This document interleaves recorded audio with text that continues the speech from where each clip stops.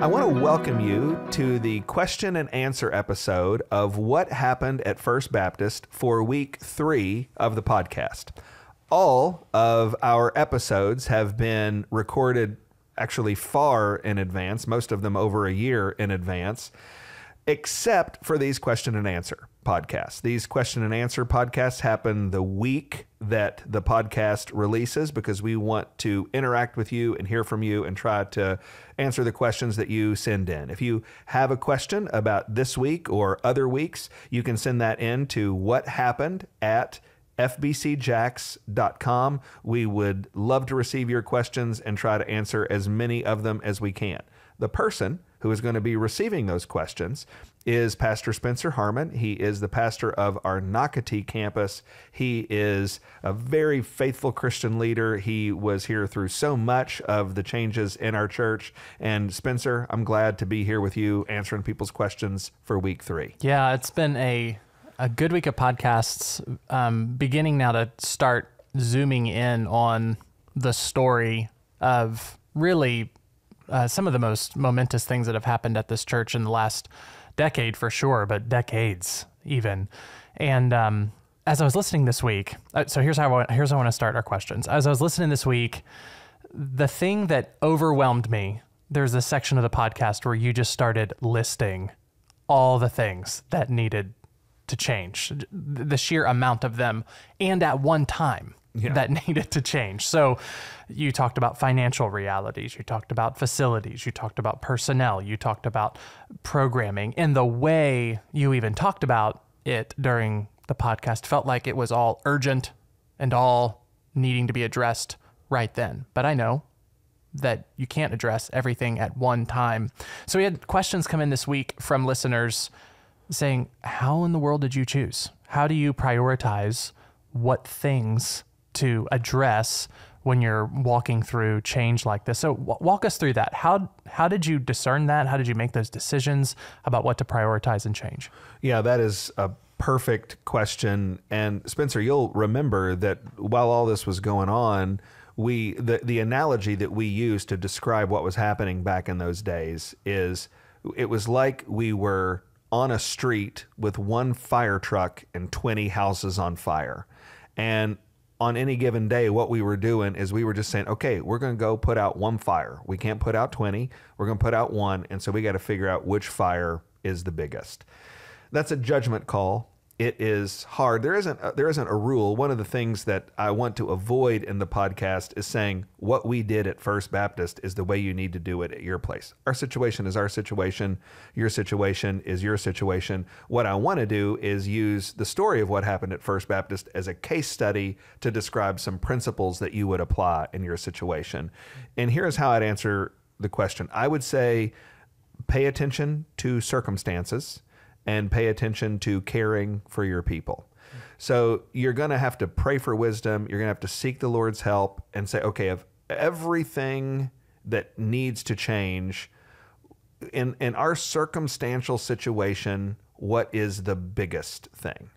The big things, if you want to kind of categorize them at First Baptist, were places, programs, and personnel. Those were kind of the big 3 of, it seemed like everything was falling apart in each of those 3 things.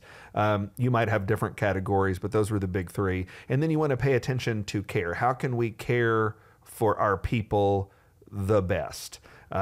You want to think about, okay, my job is to be a pastor and to shepherd this flock of God. So where is a place that I can start that is going to be the most caring for my people, that's going to make the most sense to my people?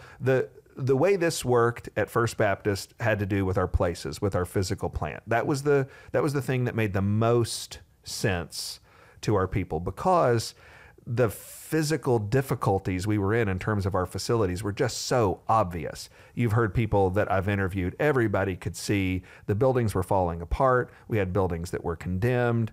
We had windows broken out and air conditioners that weren't working. We had paint chipping off the walls and all this kind of stuff. So everybody could see it. So when I talked about those sorts of physical plant issues, everybody was like, well, yeah, of course.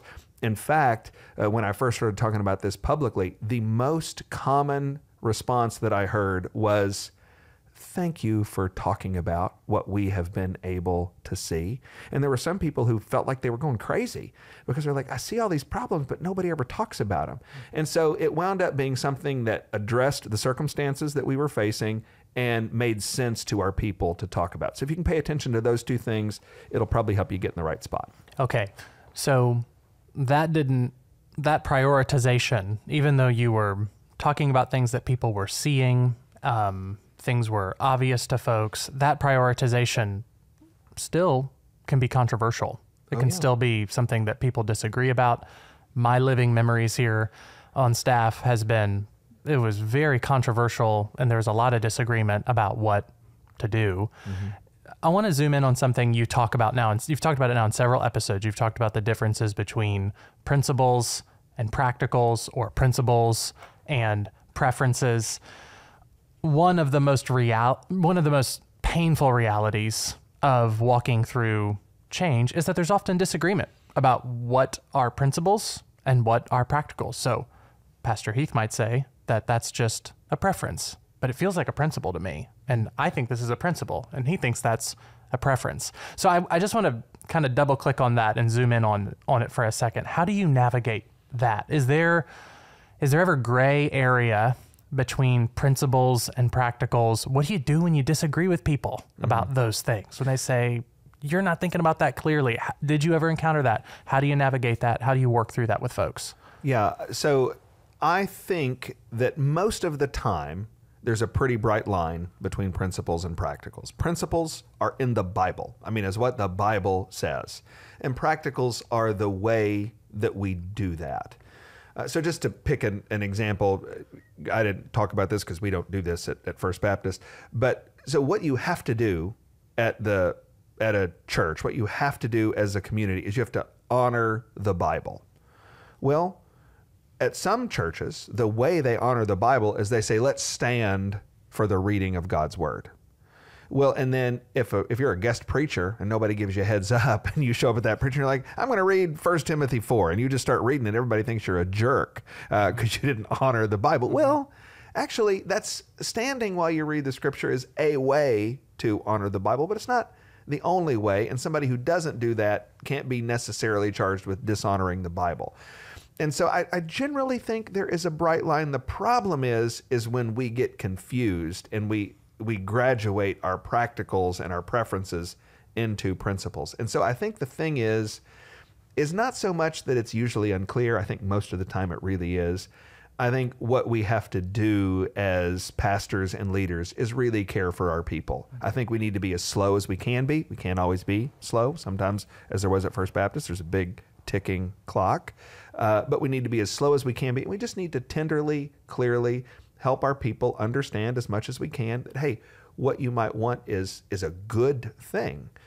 It's not necessarily a God thing. And let's talk about that. Honestly, at First Baptist, because of the rich legacy of biblical preaching, expository preaching with all of my predecessors going back to at least 1940, this was one of the easier things for us to handle. People had been taught the scriptures, they loved the Bible, and it wasn't this way with everybody, but most people kind of got it when we talked about it. Okay. One of the changes that happened even from the beginning of my time at First Baptist, and it's very personal to me, is the way that we do multi-site ministry here at First Baptist. We didn't talk about this in the podcast this week, but I think it's an important change to highlight. So we started, when I got here, we had 4 campuses, including downtown. Now we have 2 campuses. Yeah, I grew us from 4 to 2. So that's a big change that I want you to unpack for folks. But even the way we do multi-site is different now than when we did it back then. There's a lot of different methods we were using back then to do multi-site. Could you just tell that story? Tell the story of that change. Yeah, so this could be its own podcast episode, honestly. And it just goes to show you that, and I appreciate you drawing this out and you're playing the part of a good campus pastor here asking me this question. But it just goes to show you that, honestly, I want people to understand that I'm telling a fraction of the story. There are so many things that were going on that we just don't have time to talk about. This was a huge piece of it. And in fact, the larger issue is what you might call our larger satellite ministry. So we had 4 campuses back then, and we had something like 8 or 9 international congregations. And all those satellites, it actually can kind of be used the way our physical space was used. So you could hear, this is First Baptist Jacksonville, and we're on 12 city blocks in downtown Jacksonville. And that sounds like, whoa, you are going great guns, until you realize that we can't afford any of that. We're not using most of that. It's dilapidated and broken down. Well, you could say, this is First Baptist Jacksonville. We got 4 campuses, and we got 8 international congregations. Well, what was the state of all of those things? Well, honestly, the disease that was part of the kind of the mothership downtown had infected the other campuses and the other congregations. We had multiple problems. We had unity problems with our pastoral team. You know all about this. We had members on the pastoral ministry staff leading those international congregations and those campuses who believed opposite things about the Bible. We had pastors who were 5-point Calvinists and pastors who hated 5-point Calvinists serving on the same ministry staff and disagreeing all the time. We had decline problems. I mean, the church was still declining. We had all of this infrastructure, but we were still losing people. Even at your campus, where you're the campus pastor at Nocatee, we had lost a couple hundred people in the last few years before you came on board. And it was a great big problem because we were going to put $9 million worth of concrete into the ground for a facility, and we were in trouble. We needed to be sure people were going to be there and were going to be able to afford that. We had financial problems. We were upside down on those things. And that is to say, we were bleeding money. Now, listen, we're in ministry. We're not in ministry to make money. I don't want to be understood that if it's not making money, he's going to get rid of it. The problem is we were losing money everywhere. We were running out of money. I brought in an interim executive pastor who had run a huge organization with 4,000 employees, and he was our interim executive pastor to help deal with some of these right-size issues. And he spent a couple of weeks looking at our books and looking at what was going on. And he came to me and he said, "We are bleeding out of every pore." I mean, so we were upside down. We had commitment problems. One of our largest international congregations, they were registering that they had a couple hundred people on Sunday morning. Well, we started paying attention and we found out that most of them came to First Baptist Church, dropped their kids off in childcare, and then went to another church. They weren't even coming here. Some of them would go grocery shopping. Some of them would take walks. But we had this great big international congregation, so we thought with hundreds of people, but all they were doing was dropping their kids off and going someplace else. I brought in one of the leading experts on Multisite. Came to meet with our staff, came to meet with our team. You met with him. We talked about what was going on our campus ministry. And he said, if I were going to write a book about what not to do in Multisite ministry, I would use First Baptist Jacksonville as my case study. So the reality is what was going on in our Multisite, what was going on in our international congregation was the same thing that was happening everywhere else. We were losing money. We were losing people. It was disordered. It was disconnected, and it had to change. And so we made tough decisions. One campus that we got rid of, we had Jacksonville pastors upset with us because we were doing ministry on a college campus here, and it looked like big First Baptist taking over college ministry when kind of the rule is with Florida Baptist is we let the Florida Baptist Convention handle that. And so actually when we gave that campus ministry back to the Florida Baptist Convention, that brought Jacksonville into line with other cities in the Florida Baptist Convention, and it was a remarkable show of goodwill towards other pastors in this town. We got rid of campuses that were either too close or didn't have a united ministry staff, and we did get down. I really say I grew us from 4 to 2 because what we have now, we don't have 4. But we had 4 weak, unworkable campuses. Now we have 2 strong, growing campuses. We're adding on to the physical space at Nocatee because the growth has been so exciting. So we've reversed that trend of decline that we were on when you got here.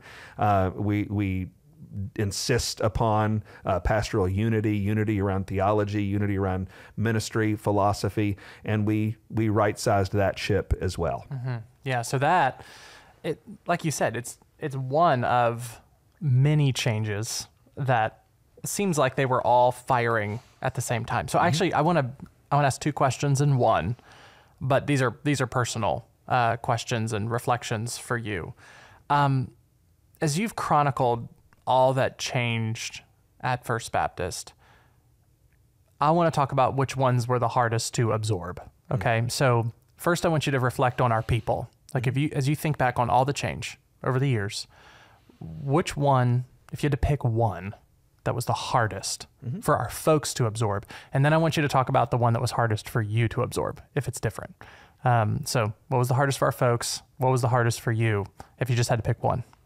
Yeah, I think it's not hard for me to answer, and I think the one that was hardest for me was the one that was hardest for the folks, and that was all the relational pain.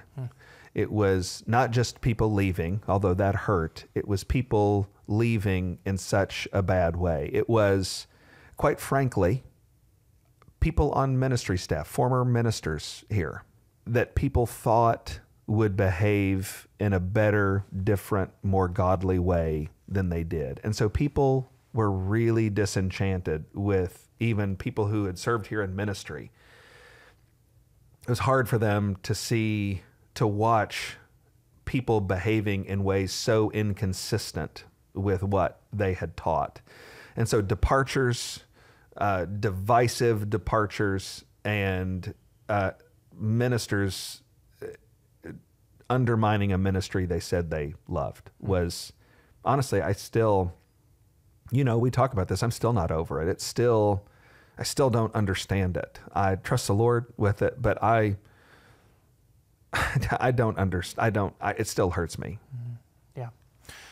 Okay. So we'll come back to that, I think, in future Q&A episodes too, as we start talking through even some of those painful relational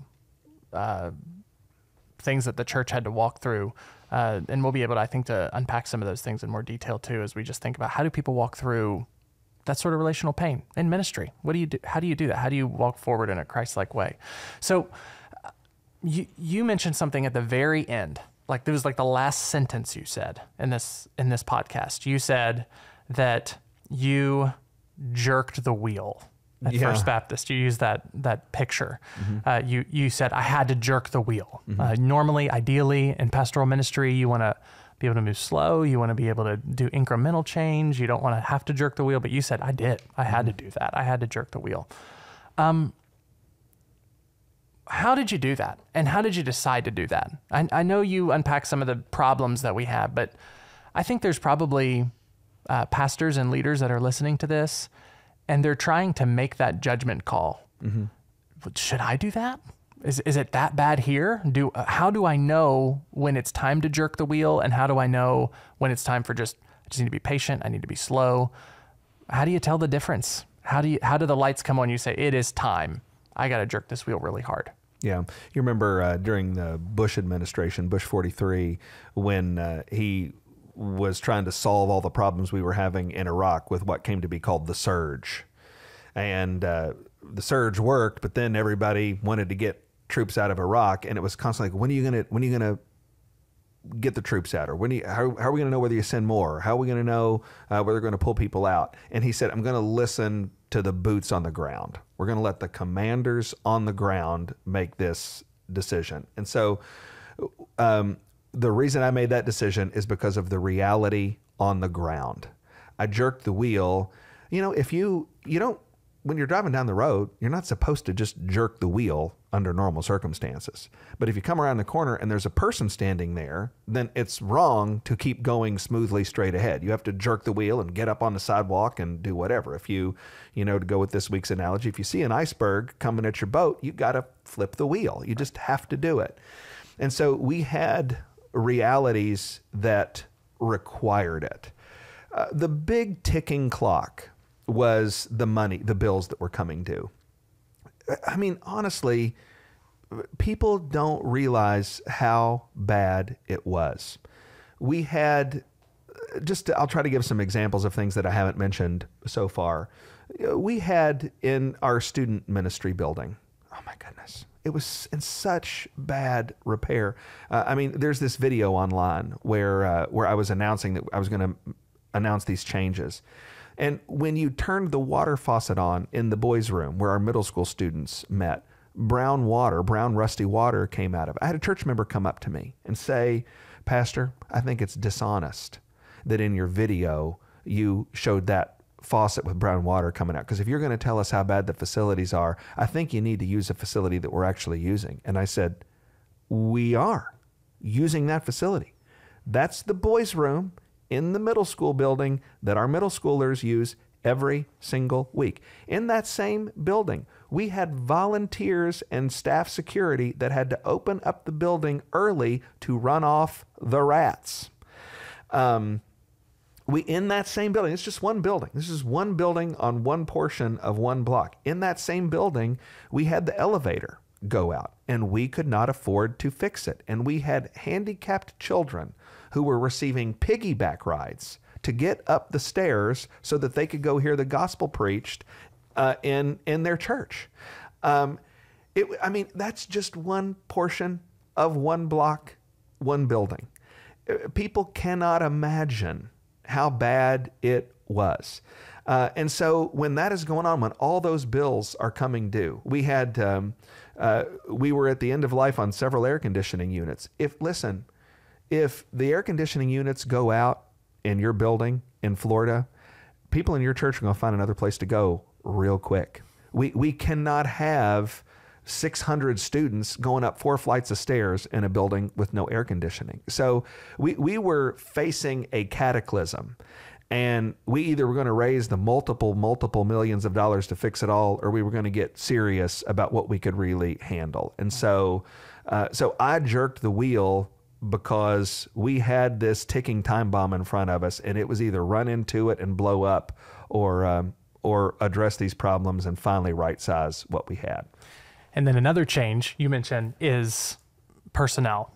And I know that this was one of the most painful parts of this process. I remember walking through all of this and even being in these meetings where we're having to make really hard decisions about personnel and what we can afford. One of the things that you talk about is having staff members that are doing ineffective ministry. Mm-hmm. That's what you said. You said that in the podcast. So help me understand this. So we look in the Bible and we see faithful ministers who have shrinking ministries. Mm-hmm. I'm even thinking about like John 6. Jesus is teaching the crowds and it says that like everybody leaves him but the apostles. And so in the podcast you say, well, there were less and less people in certain ministries every year, and that was a metric that you used to determine that this is ineffective ministry. So talk about that for a second. How do we measure ineffective ministry? Surely it's not just numbers, because we have biblical examples of shrinking ministries and it's faithfulness up to Jesus Christ. How do we determine what ineffective ministry is in our churches and the staff members that are leading them? Yeah. So I'll say a couple things about that. First of all, decline is going to happen in a ministry. So I said that in a previous podcast. It's going to happen. I described one even potentially faithful kind of leader as a decliner. I think I talked about the prophet Isaiah, mm-hmm. who preached with remarkable faithfulness, and the people of God shrunk under his faithful leadership. So I do not want to be misunderstood at this point. Because a ministry declines under the leadership of a decliner is not necessarily proof in and of itself that he is faithless, that he did anything wrong. Our ministries are going to decline sooner or later. So you're right, decline can't be the only measure we use to determine effectiveness. But if your ministry is declining, you have to know what you're doing. Okay, you have to know what you're doing with the decline. And you have to use it very carefully, because regardless of how faithful you are or not, if your ministry keeps declining and there's nobody there, you're not going to have a ministry. So ministry can't keep declining and you keep your ministry. It's just a mathematical reality. So decline is going to happen, but if it keeps happening, you're out of ministry. And so that means we have to be really, really careful. If ministry is declining, do you know what you're doing? Are you paying attention? And what we had at First Baptist is people who were not paying attention. They were blind to the decline. Then, when you start being honest with them about decline, they blame it on everybody else. They're blaming it on this factor or that factor. That is to say, they're not taking any responsibility. We had people that were not coachable. Hey, look, your ministry's been in decline for ever since. We had people who their entire tenure in their ministry here, the church or their area of ministry, had fewer people in it than the year before. Hey, you need some coaching here. We need to help coach you up. We need to get you doing better. We need you improving in your skill. We had lazy people. We had people who came into work when they wanted to. We had people who were behaving in ungodly ways. We had people who were disqualified for ministry who because of those ministry disqualifications were actually fired fairly early on. And that wasn't true of everybody or even most people, but it was true of some. And so what happened is, behind the scenes with the personnel, we really were working slow. We really were working carefully. We wanted to honor those relationships. We wanted to honor those staff commitments. Decline was the alarm, but it wasn't the effective reason to get rid of somebody. And I would say it shouldn't be the effective reason for you to get rid of anybody. We want to look for people who are blind and don't understand what's going on. We want to look for people who aren't taking responsibility, who aren't demonstrating a work ethic, who are not coachable and willing to grow and improve. And when those things come together, we've got a situation that isn't working, and we're going to have to move in different directions. Okay. So last question, want to hear from you, from your heart on this. I'm listening this week, and I'm thinking about all of our people, just all of our members, the folks who walked through all of this.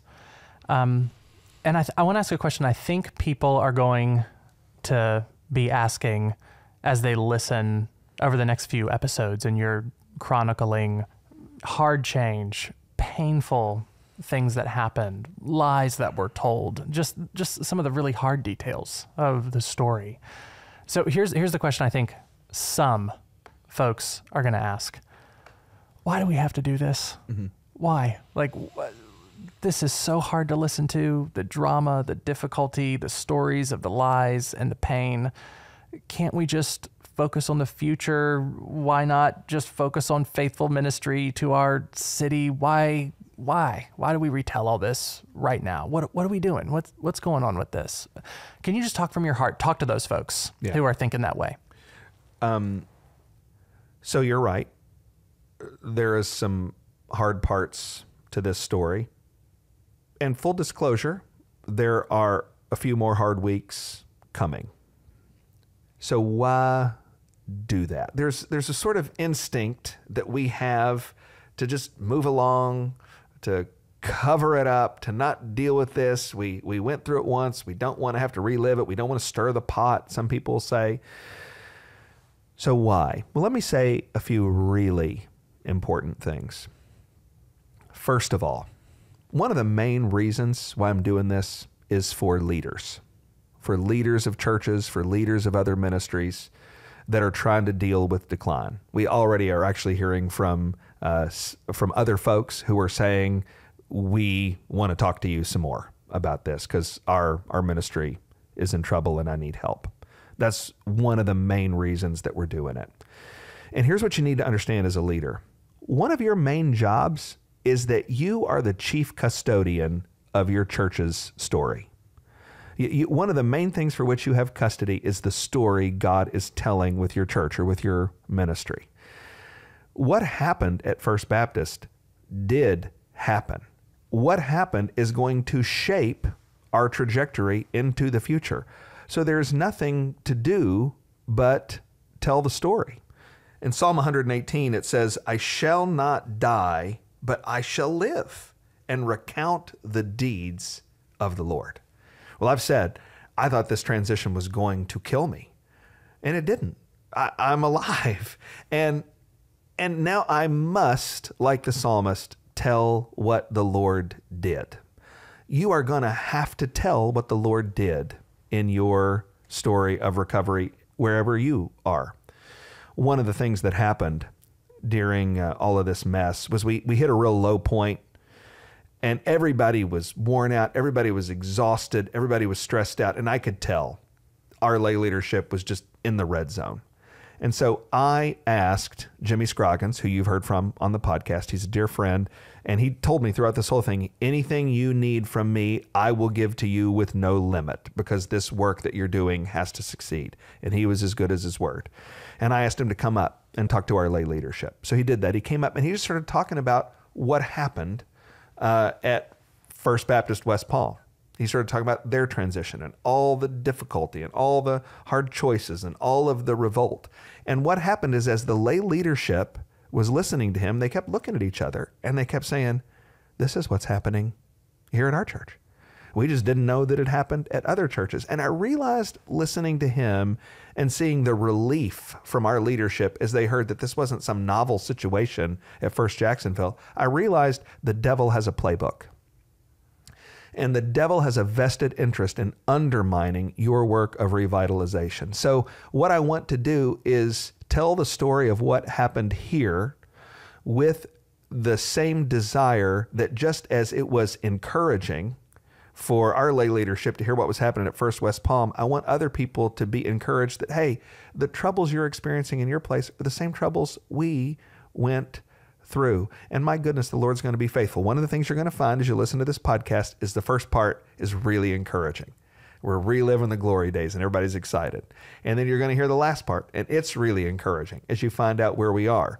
But we sort of descend into this valley because this is the hard part of change. Well, that's why we need the podcast. Nobody needs a podcast to celebrate awesomeness. Nobody needs a podcast to be like, here's how you exist in the glory days when everything's wonderful. People need instruction for how to make it through the valley. And so if I don't tell the hard parts, then there's actually no reason for the podcast, and the whole thing we're trying to do to help people will evaporate. So it is hard. It's easier listening to it for a couple of weeks than it was living through it for a few years, but it's hard to listen to. But it's Friday, but Sunday's coming. Amen. Okay, so as you listen to this week and next week, and the weeks following, send your questions into us. What happened at fbcjax.com? What happened at fbcjax.com? I'm getting those emails. I'm reading them. I'm synthesizing everything I receive into questions that can fit within our time limitations. So please send them in. We are reading them, and we are seeking to include as many as we can in these Q&A episodes. So until next week, when we come back for our next story episode, we will see you on Monday at What Happened at First Baptist.